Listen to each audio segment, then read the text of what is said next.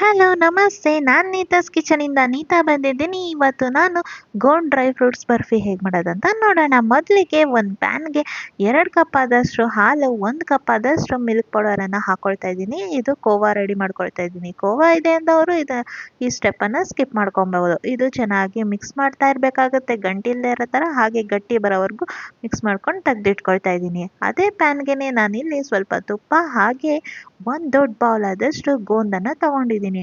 ಈ ಗೋಂದು ಸ್ವಲ್ಪ ಸ್ವಲ್ಪನೇ ಹಾಕಿ ಚೆನ್ನಾಗಿ ಅರಳೋವರೆಗೂ ನೀವು ಫ್ರೈ ಮಾಡ್ತಾ ಹೋಗಬೇಕಾಗುತ್ತೆ. ಯಾರಿನ್ನೂ ನನ್ನ ಚಾನಲ್ನ ಸಬ್ಸ್ಕ್ರೈಬ್ ಮಾಡಿಲ್ವೋ ಸಬ್ಸ್ಕ್ರೈಬ್ ಮಾಡಿ, ಶೇರ್ ಮಾಡಿ, ಲೈಕ್ ಮಾಡಿ, ಕಮೆಂಟ್ಸ್ ಮಾಡಿ, ಹಾಗೆ ಸಪೋರ್ಟ್ ಮಾಡ್ತಾರೆ. ಜೊತೆಗೆ ಬೆಲ್ ಬಟನ್ ಕೂಡ ಪ್ರೆಸ್ ಮಾಡಿ. ಬೆಲ್ ಬಟನ್ ಪ್ರೆಸ್ ಮಾಡೋದ್ರಿಂದ ನಾನು ಹಾಕಿರೋ ವಿಡಿಯೋಸ್ ಎಲ್ಲ ನಿಮಗೆ ನೋಟಿಫಿಕೇಷನ್ ಆಗಿ ಬರುತ್ತೆ. ನೋಡಿ, ಇವಾಗ ಗೋಂದು ಚೆನ್ನಾಗಿ ಅರಳಿದೆ, ಇದು ಆರಲ್ಲಿ ಬಿಟ್ಟಿದೆ.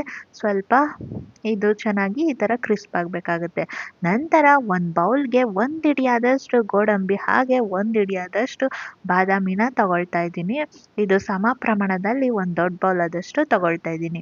ಇದನ್ನು ನಾನು ಸ್ವಲ್ಪ ಮಿಕ್ಸರ್ ಜಾರ್ಗೆ ಹಾಕ್ಕೊಂಡು ಸ್ವಲ್ಪ ತರ್ತರಿಯಾಗಿ ಪೌಡರ್ ಮಾಡ್ಕೊಳ್ತಾ ಇದ್ದೀನಿ.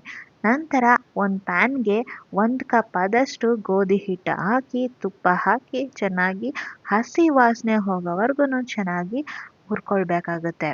ನೋಡಿ, ಇವಾಗ ಹಸಿ ವಾಸನೆ ಹೋಗಿದೆ. ಇದಿಷ್ಟು ಆದಮೇಲೆ ಡ್ರೈ ಫ್ರೂಟ್ಸ್ ಪೌಡರನ್ನು ಹಾಕ್ಕೊಳ್ತಾ ಇದ್ದೀನಿ. ಹಾಗೆಯೇ 1 ಕಪ್ ಆದಷ್ಟು ಕೊಬ್ಬರಿ ತುರಿ ಅದನ್ನು ಕೂಡ ಹಾಕ್ಕೊಳ್ತಾ ಇದ್ದೀನಿ. ನಂತರ ನಾನಿಲ್ಲಿ ಇದು ಕೋವಾ ರೆಡಿ ಮಾಡ್ಕೊಂಡಿದ್ದೆ, ಅದನ್ನು ಕೂಡ ಹಾಕಿ ಎಲ್ಲನೂ ಹಾಕಿ ಚೆನ್ನಾಗಿ ಮಿಕ್ಸ್ ಮಾಡ್ಕೊಳ್ಬೇಕಾಗುತ್ತೆ. ನಂತರ ಒಂದು ಮಿಕ್ಸರ್ ಜಾರ್ಗೆ ಒಣಶುಂಠಿ, ಲವಂಗ ಹಾಗೆ ಜಾಕಾಯಿ ಇದಿಷ್ಟು ಪೌಡರ್ ಮಾಡಿ ಆ ಪೌಡರ್ ಕೂಡ ಸೇರಿಸ್ಕೊಳ್ತಾ ಇದ್ದೀನಿ. ಇದಿಷ್ಟು ಹಾಕಿ ಚೆನ್ನಾಗಿ ಮಿಕ್ಸ್ ಮಾಡ್ಕೊಬೇಕಾಗುತ್ತೆ. ನಂತರ 2 ಕಪ್ ಆದಷ್ಟು ಬೆಲ್ಲನ ಹಾಕಿ ಸ್ವಲ್ಪ ನೀರು ಹಾಕಿ ಸ್ವಲ್ಪ ಗಟ್ಟಿ ಪಾಕ ಥರ ಬರಬೇಕಾಗುತ್ತೆ. ಇಷ್ಟು ಗಟ್ಟಿ ಆದರೆ ಸಾಕಾಗುತ್ತೆ. ಅದನ್ನು ಫಿಲ್ಟರ್ ಮಾಡಿಕೊಂಡು ಇದಕ್ಕೆ ಹಾಕ್ಕೊಳ್ತಾ ಇದ್ದೀನಿ. ಇದಿಷ್ಟು ಹಾಕಿ ಚೆನ್ನಾಗಿ ಮಿಕ್ಸ್ ಮಾಡ್ಕೊಳ್ಬೇಕಾಗುತ್ತೆ.